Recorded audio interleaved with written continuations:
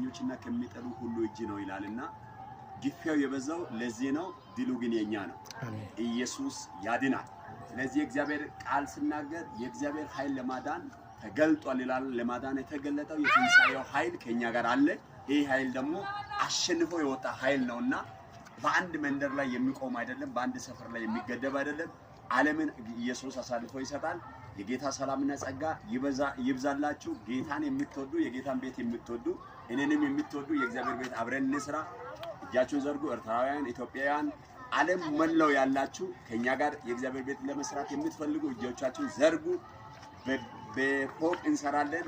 ዛሬ ግን በእንጨት እየሰራን ነው። እግዚአብሔር ያስችለናል። ድሉ የእናንተ ይሁን። የእግዚአብሔር ኃይል ለማዳን ዓለም አቀፍ ቤተክርስቲያን ያቤሎ አጥቢያ ነው።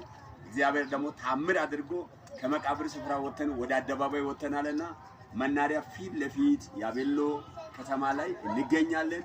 ጌታ ይረዳናል። ድሉ የኛ ይሆናል። ተባረኩ። ሻሎም